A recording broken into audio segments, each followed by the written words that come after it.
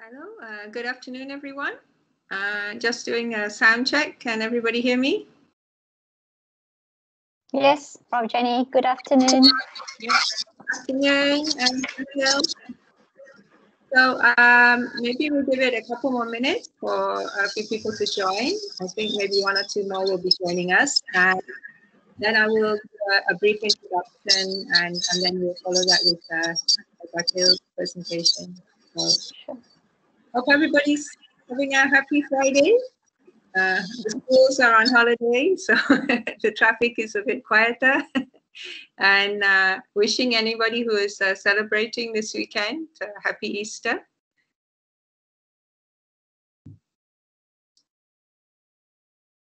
So a few house rules. If you are not presenting or speaking, we'd like you to mute your microphones to get the clearest sound. And if you want to ask a question at the end, it's nicer if you can put your camera on as well as your microphone so that we can see you when you ask a question. But if you don't have a good connection, then we understand if you don't put on your camera. Okay, it's around 4 minutes past starting time, so I guess it should be all right for me to do the introduction already. And our speaker is here, which is the most important. And a very good afternoon to everybody for our CEBAR expert seminar series in April 2001. And how fast the year is going already. So I'm very happy today that we have a slightly different topic, and I think this should be of interest to everybody, which is the topic of open science. And a presentation today is by our senior lecturer, Dr. Nurzatil Sharleeza. And Zatil obtained her bachelor's and doctoral degrees in biotechnology from the University of Queensland in Australia. And she joined CEBAR initially as a postdoctoral research fellow in 2017. And then after that, she was attached to the Academy of Sciences Malaysia as a project manager for Malaysia Open Science Platform. And she's still an ex officio team member for that committee. She became a senior lecturer in CEBAR in 2020. And here she continues to work both on the Open Science Initiative as well as research in the field of plant biosafety and security, with research expertise in applying qualitative methodologies to study legal, policy, and social dimensions of new plant breeding techniques, including RNAi. In 2020, Dr. Nurzatil was selected as a delegate for the top 100 leaders of tomorrow for GAP Summit Global Biotech Revolution, and she was among the finalists for the top 8 voices of tomorrow. She has also represented the Malaysia Open Science Platform at the Global Young Academy Open Science Working Group since June 2020, and she's actively involved in the ongoing training of trainers for data stewardship of open science. So that's enough of me talking. I now invite Zatil to share with us her presentation on the open science concept and the ongoing national initiative for open science platform in Malaysia. Thank you very much, Prof. Jenny, for a very nice introduction. Let me just start sharing my screen first, and I'll start the presentation. Okay. All right. So yes, so the topic that I'm going to talk about today, and this is a very important topic actually for Malaysia and also for the world. It's about open science and the National Initiative Malaysia Open Science Platform.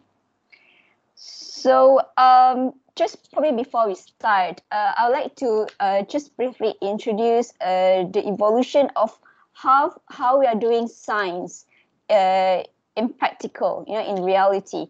In the past decades, the scientists, we actually write down our research results, the notes, mainly on using pens and papers. But then with the introduction of the internet and computers, we now change the way we do science, and then that actually leads to the trend of we share data. With the ease of the internet, we can share data. And with that, actually resulted to the accumulation of the created research data. And that is why we definitely need new ways to store and record research data. So the idea, the message here that I want to highlight is how actually that we can better store and manage our research data, for that be able to be shared and reused for other purposes.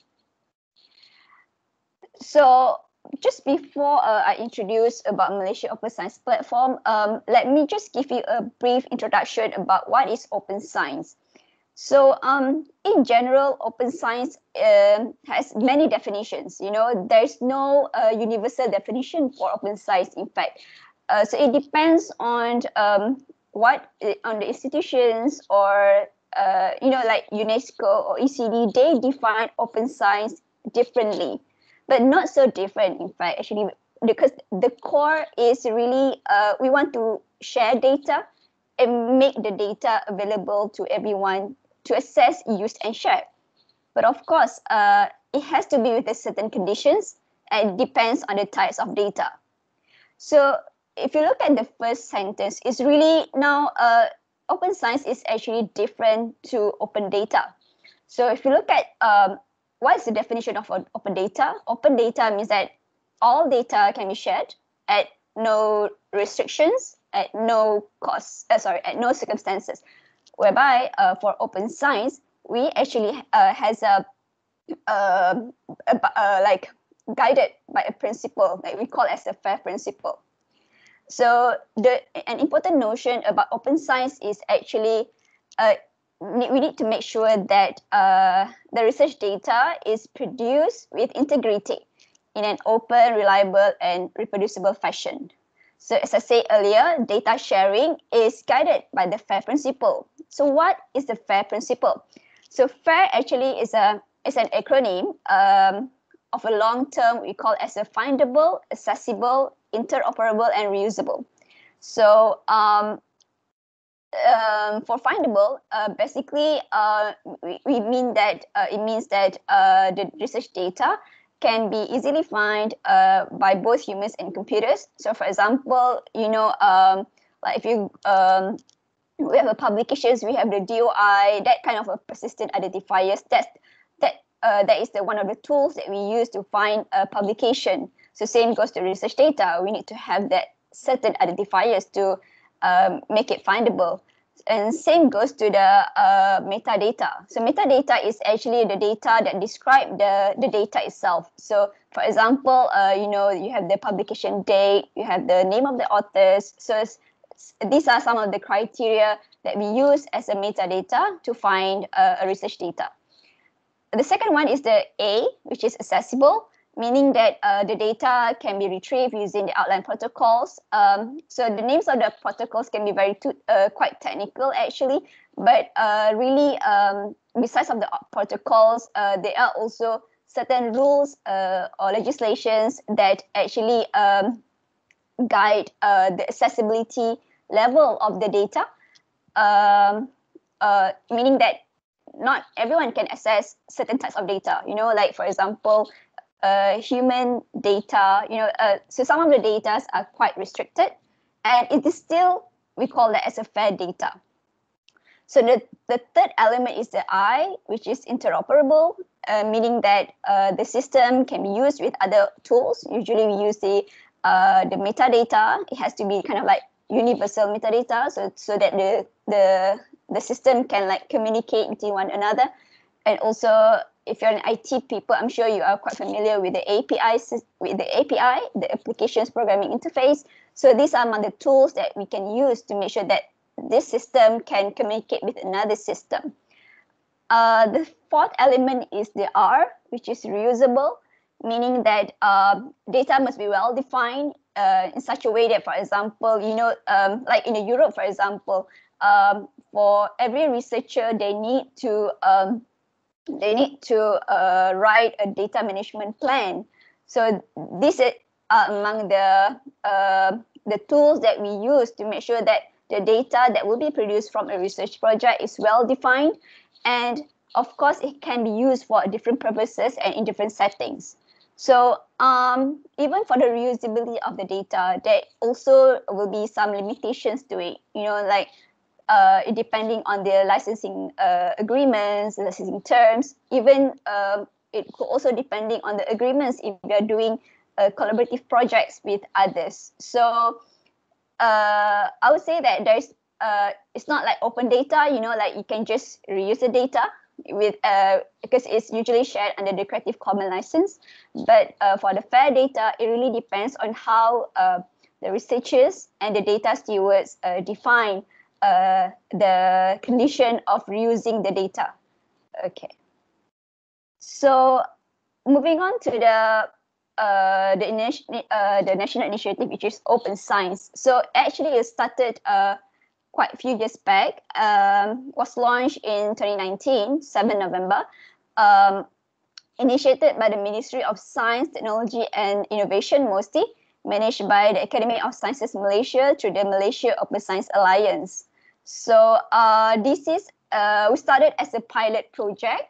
It's a 2 years pilot project. So during this pilot phase, we would like to link with the 5 research universities. So meaning we have University of Malaya, we have University Kebangsaan Malaysia, University Putra Malaysia, University Science Malaysia, and University Technology Malaysia, and also other research institutes under Mosb. So during this pilot project, we actually look into the initial 3 main areas. The first one is the landscape studies and guidelines for open science in Malaysia.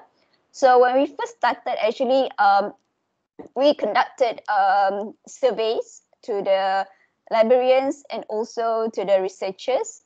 And also we interviewed a group of stakeholders just, to gauge what is currently happening or what is the current state of open science in Malaysia. And then from that, actually, we get some ideas how to formulate the national guidelines for open science. And actually, in fact, the first, these 2 milestones have been completed by the Academy. The second one is the capacity building and awareness. So during the landscape study, and even actually when we conceived the idea of Malaysia Open Science Platform, we realized that we need to build that capacity building.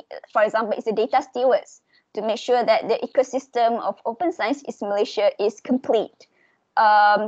Hence, the Malaysia Open Science Platform, through the working groups of capacity building and awareness, they actually are, in fact, actually organizing the second cohort for the training of trainers, data stewardship for open science, and to train future data stewards in Malaysia.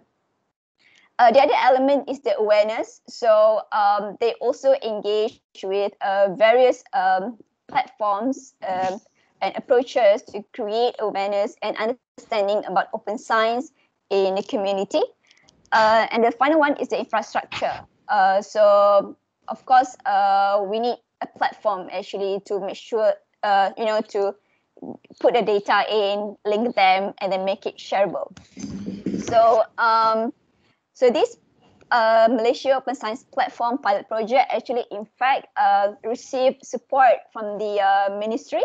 Okay, so the cabinet has approved the Memorandum Jemaah Menteri, which was tabled by Mosb on the 14th August 2020. So this is definitely a good start for the Malaysia Open Science Platform with the support of the cabinet.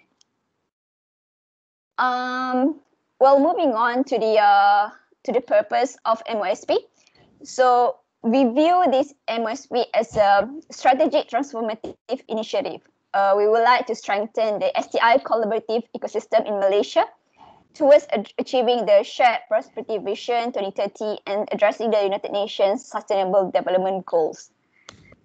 More specifically, what we like to do for this pilot project is we want to gather and consolidate Malaysia's research data, which we believe that they are the valuable national assets in a platform that will enable accessibility and also the sharing of this data according to the FAIR principle that I mentioned briefly just now.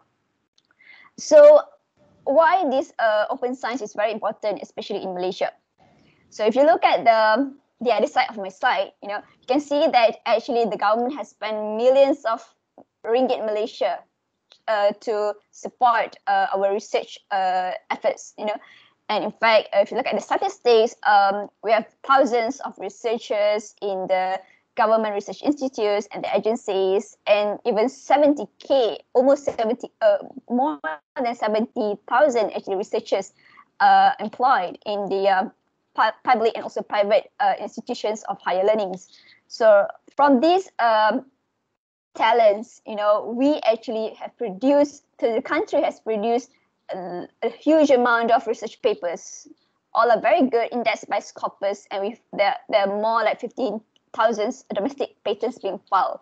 So the question now really is, so where does this data being stored? Besides, we all know there are the process data being put up on as publications, but how about the raw data? Where are they being kept? Are they kept in the personal computers? Are they being kept in clouds? Or are they being kept in a USB? So these are among the important reasons why we need a proper storage system to make sure that these data are not lost, especially, when the researcher retires. So it should not lost by right, so that's one of the reasons why this Malaysia Open Science platform is very important. Well, moving on to the value of open science. So I'm not going to go through very detail of these bullet points, but really we would like to uphold these four main values. The first one is to promote responsible science. So just make sure that we want to promote the research to be done in a quality and high integrity. The second one is to democratize science, meaning that we as researchers, we are accountable to the society, because the research, again, the research funding comes from the taxpayers' money. So we are accountable to the society.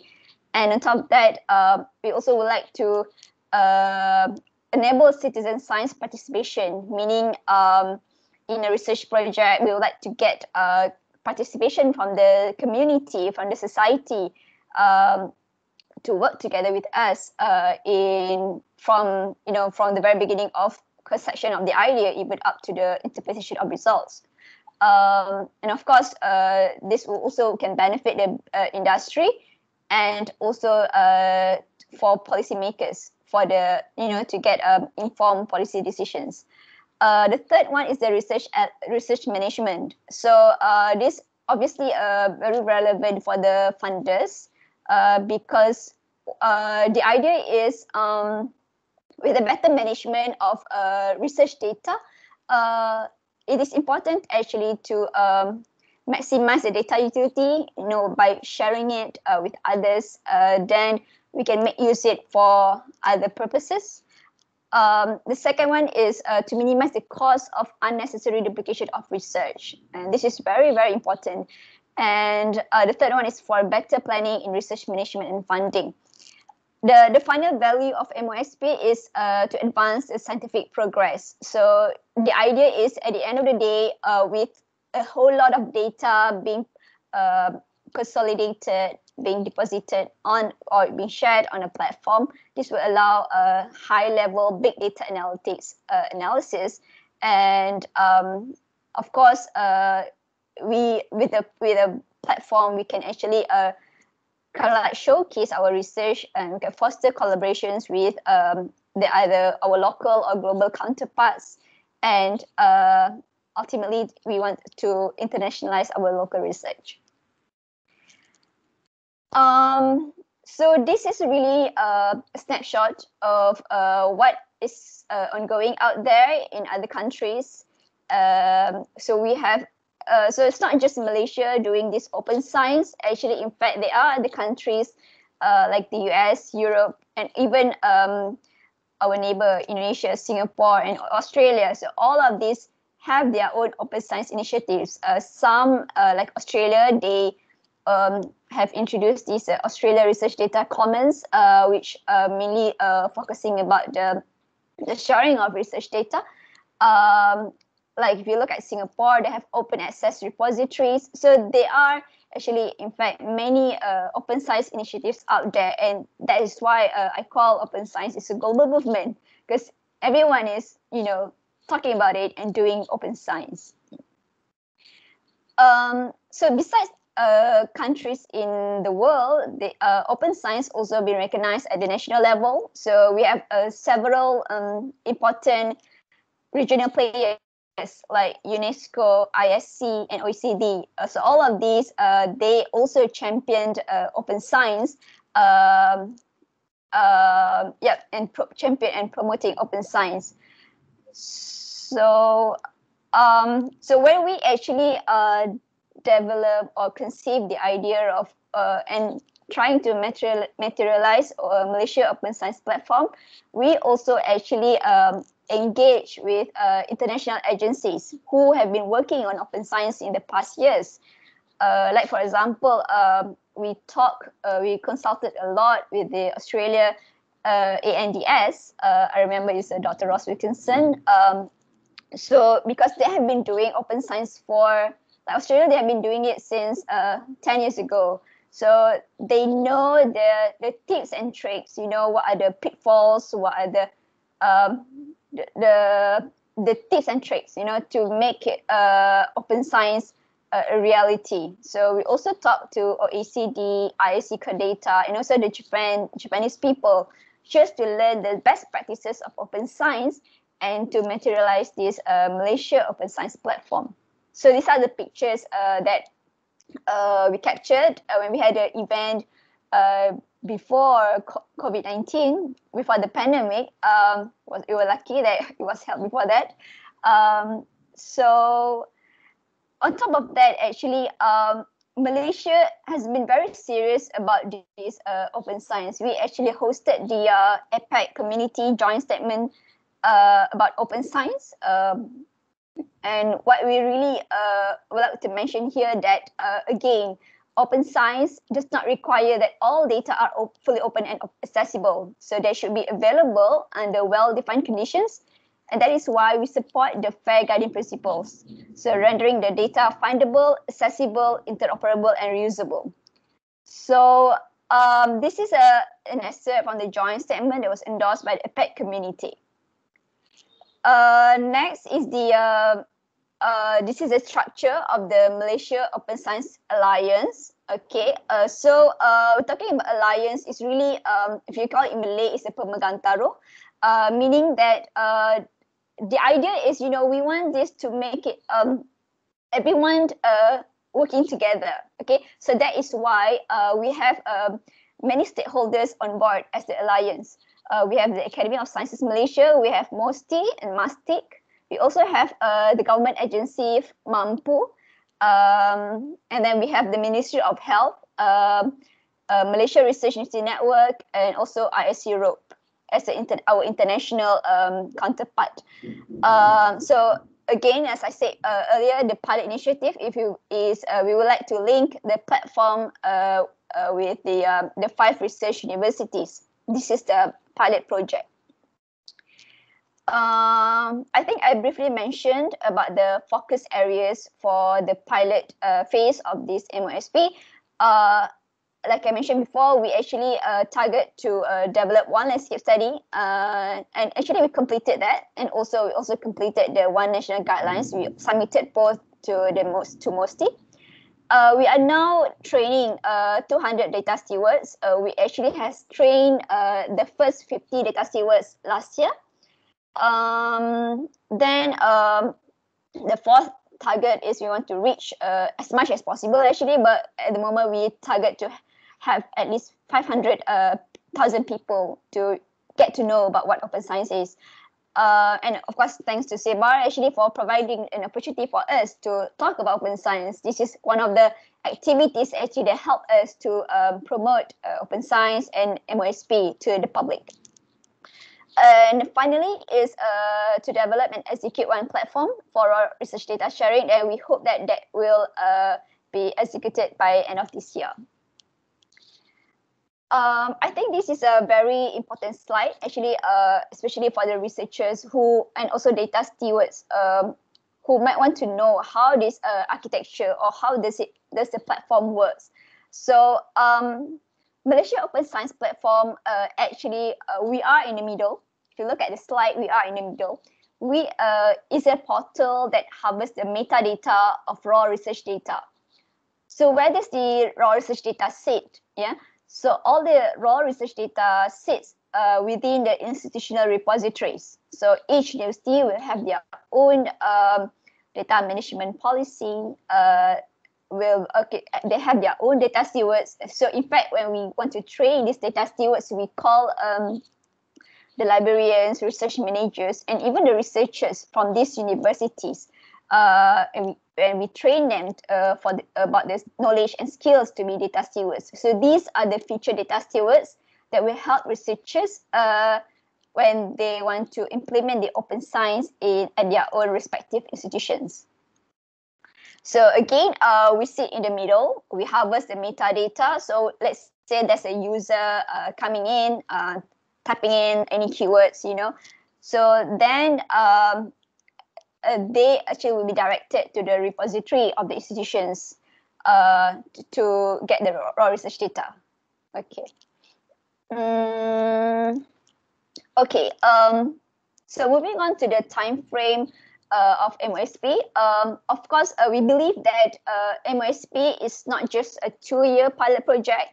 We definitely have our own short-term, medium-term, and long-term vision. At the moment, we are really in the stage between 3, 4, and 5, okay, where we are building our own capacity and also putting up the platform. After that finish, so we plan to actually integrate Mosb with the national repositories, and after that, hopefully we will link it to the regional and international platforms, and after that we're going to enhance the platform. Okay, so that's the goals that we have for Malaysia Open Science Platform from 2020 last year until the next 10 years in 2030. So probably this is the last slide that I have. So again, I would like to reiterate some of the benefits of open science. That, for example, for the researchers in developing countries can actually see what is our work from Malaysia. For the taxpayers, of course, when we maximize the data utility, they get the value for money. And then the complying with grant rules. Of course, when we make it research findings accessible to the public. But again, as I said, there are certain levels of accessibility. So next is the policy decision will be evidence-based. With the changes nowadays, of course, when you share more of your research and if it's very impactful, you contribute towards the higher citation rates. Next is to give opportunities for the practitioners to apply research findings. And more importantly, I think is for the researchers especially, we would like to increase our research visibility. I think that's all from me. I'm just sharing these some contact details for Malaysia Open Science Platform. So if you have, feel free to browse their website at the academyscience.gov.my/MSP. Or if you need the copy of these slides, you can email directly to the kakitangan_MSP@academyscience.gov.my. And also, I'd like to invite you to follow Mosb on social media. We have a Twitter, Instagram, Facebook, and YouTube accounts. So, yep, that's it. Thank you very much. Okay, thank you, Dr. Nurzatil. So we're now opening the platform for questions. I think there's a raise hand function you can use. And if you would like to ask a question, we prefer you put on your camera so we can see your face. But if you're too shy, you can also just speak. And I think we will also accept questions in the text box. And while you're thinking of your questions to ask, if you look at the meeting chat now, you will also see that a reminder, please, can we ask you to fill out the survey questionnaire for this seminar. So do we have any questions?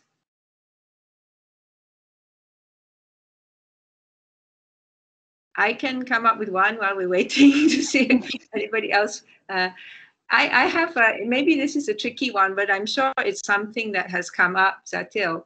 You know, today in our publishing ecosystem, we are always at this stress of page charge, you know, the cost of sharing your data, even in the existing publication system, is often a barrier for us to maybe send to certain journals or to communicate. And as we've seen, even though the people might be using their own repositories, they still require some expertise for curation. Presumably that comes with some cost. So what is the conversation about how open science will be funded in terms of you know, access and sharing the information? Just as we see with publications, you don't pay to read them mostly. Sometimes you do pay to read them, but you also have to pay to publish them. Is it going to be like this for our open science? You mentioned about publication, which is processed data, right? For Malaysia Open Science Platform is about the research data. So that's before it's being published. Okay, so whether there's going to be a fee to do it, at the moment it's a fully funded government project. Definitely it's a free for no cost. Yeah, but if you're talking about the talent or people involved, we actually we kind of like provide training to upskill the existing people in the workforce. So by that means that there's no additional charges in that case.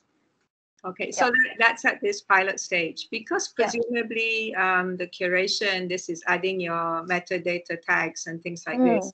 It does require some time and some expertise, right?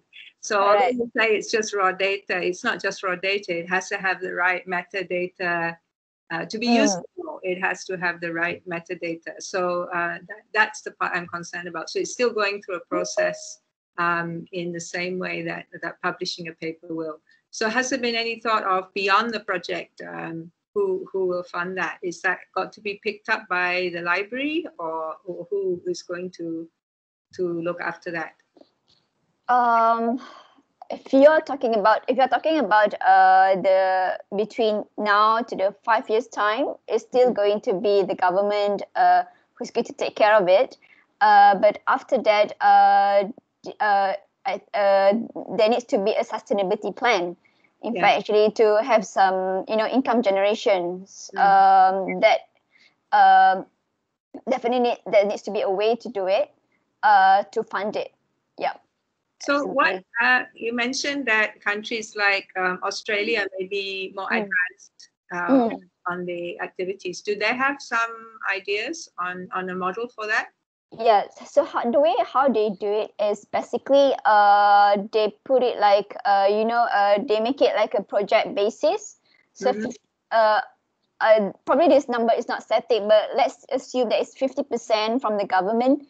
That comes from the government, and another 50% comes from the consortium of institutions. Probably there are 4 or 5 universities working together on a big project, and they, it's like match funding, yeah.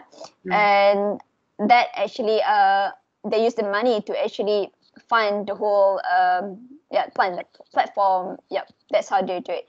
But if I may say, for the European, for example, their approach is quite different. I can only comment on how they actually train their data stewards, which is very interesting. Because what they actually do, they are quite supportive in the way that they actually train new PhD graduates, and they absorb these people to be in the workforce to just help the data curation. So it's a very different approach than us, and it is understandable that because it's not easy, to create a new job position in Malaysia.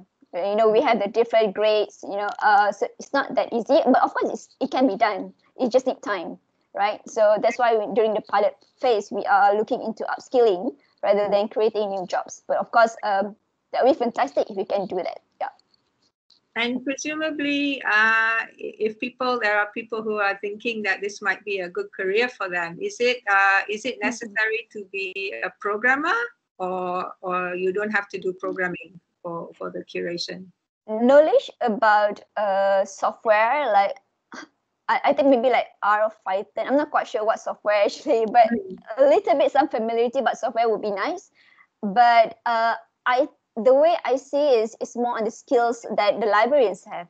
Right. Like data cataloging, knowledge about metadata. Those are the skills, the knowledge that the librarians already have. But on another note, it is also important to be subject specialists. So that's why European train the PhD graduates, because they know, they are well rehearsed about, the validation of methods, for example, because they are trained to do it, and that's also good knowledge.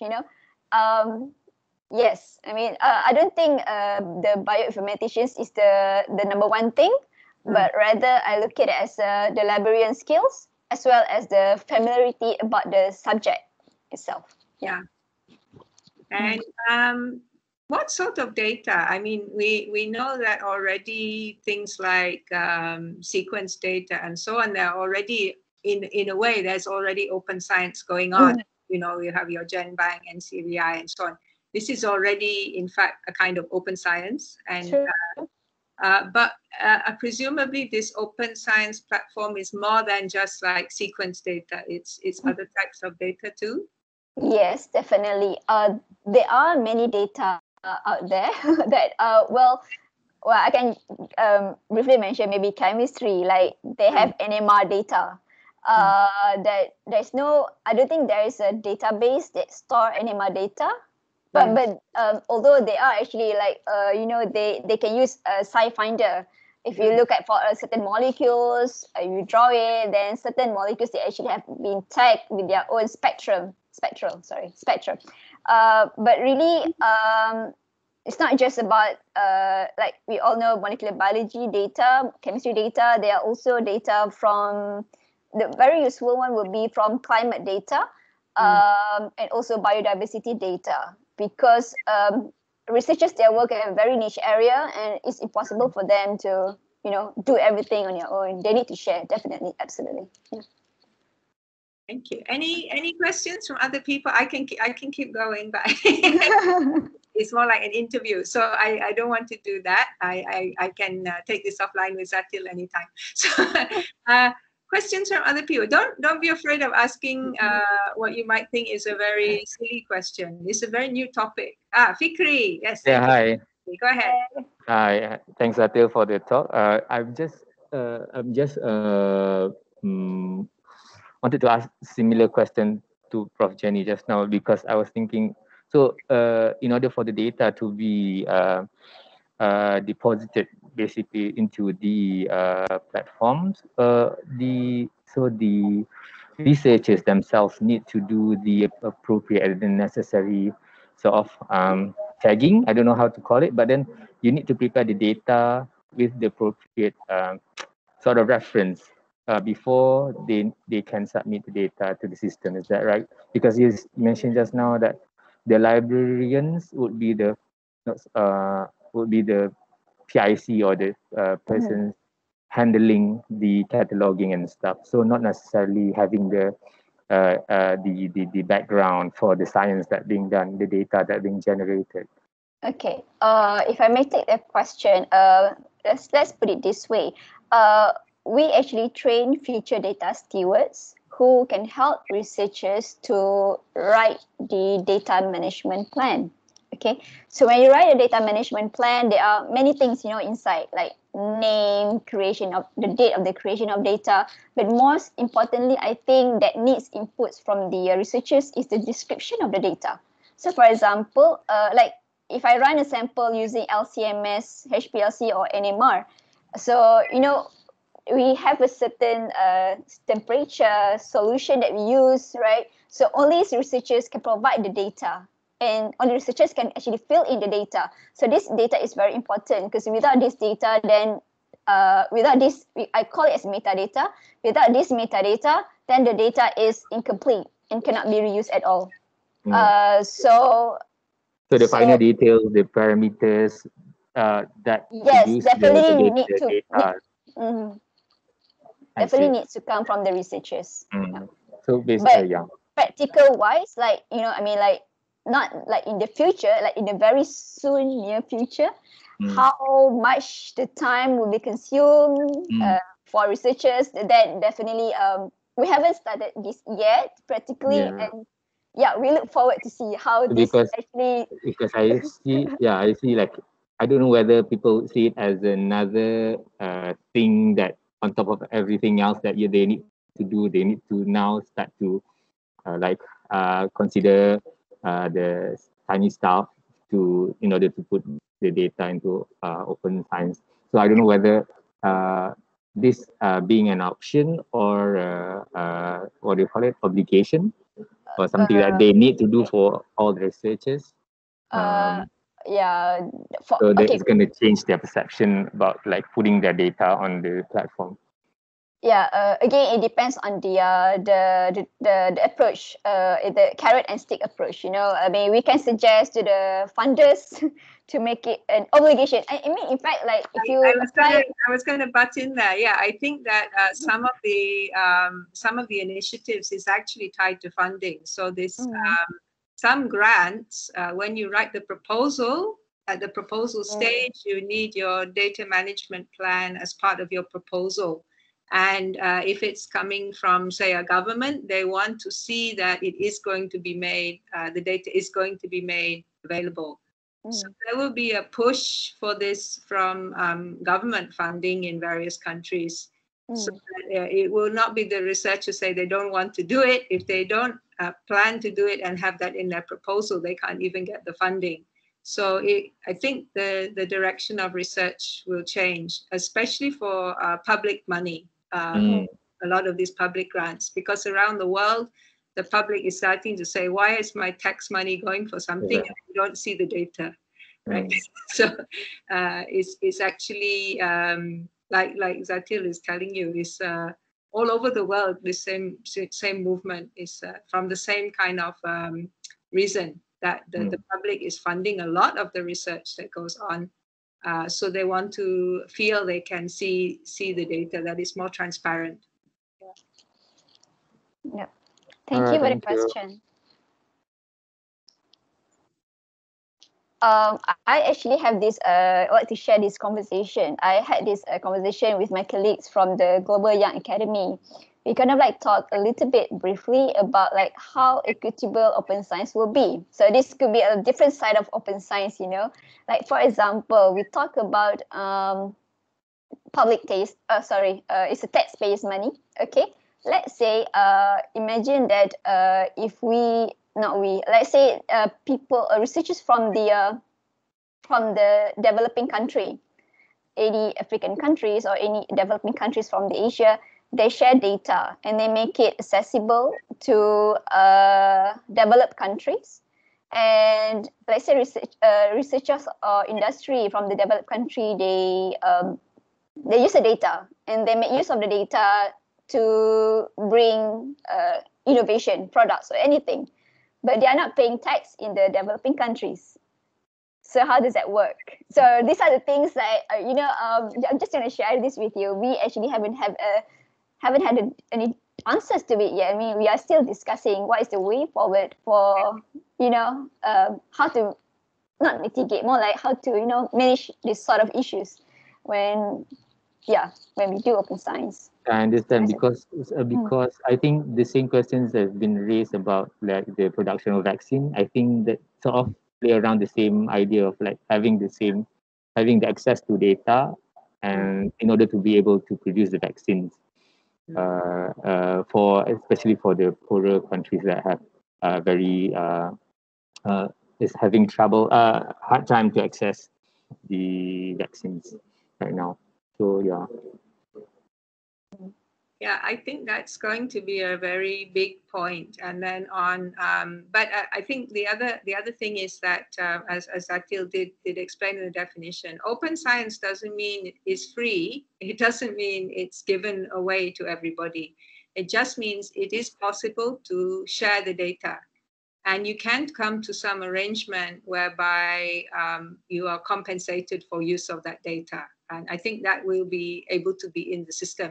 That's why I was asking about these sort of like the publication charges. You have the two models, the one where you pay to publish and everyone sees it for free, or you don't pay and people have to pay to see it. And I think the same thing can be within this, this open science, that open isn't free. It means it's possible to get access, but maybe if you are from a developed country or you're from an industry, you are going to have to pay to see the data. So I think then it's not automatically shared. The other thing is what is shared is the metadata, not the actual data. The metadata is shared for free. But to see the actual data, there is another level of agreement that must go on. So you're not just giving everything away when you go into the open science system. But how to manage that and how to negotiate those things, that's going to be also very interesting. And I shouldn't think it's going to be very easy. And I think there will be cases where people do get exploited. So it's something that is very important to be aware of. Yeah. Good questions, Dr. Fikri. Yes. Anyone else? How many people had not heard of open science before this? I mean, yeah, you read the flyer and you came, so you heard of it, but did you know what it was? Anybody? Because I think it's still quite new for most people. Yeah, for me, it's just recently last year, like when actually from Nurzatil as well, because since Nurzatil is working on before that, like I have no idea about open science. Yeah, but I think it's something to be aware of. It can be very powerful. It can be a way, as Nurzatil mentioned, of getting more people to know what you did and actually more value out of the research that you have done, so that more people could use it, which is a good thing. But it's of course maybe going to be more work to curate it, and maybe more negotiations for your collaborators. Who do you decide you actually really want to share the data with, and under what conditions? So that is all part of the curation as well, I think. Okay, I'm looking at the time. I think we probably will wrap it up unless there are any more questions. I'm looking anything in the chat. Oh, thank you for replying in the chat, Dolly. And I also, please, if everybody could look at the chat and see the Google form, please, I request you to help us with the feedback. And if there are no more questions, I think on behalf of everyone here, I would like to thank Dr. Nurzatil for a very nice presentation, a very good introduction to the initiative. And maybe we will ask her to give us an update again later on. And I think some of you here may also be undergoing some of the training, so you might have another perspective after that as well. So, thank you very much, everybody, for being with us today, and wish you all a safe and happy weekend. And for those who are celebrating, happy Easter. Okay. Goodbye, everyone. Happy Easter, Prof. Jenny. Thank you. Thank you. Bye-bye. Thank you. Thank you, Prof. Jenny. Thank you, Nurzatil. Thank you.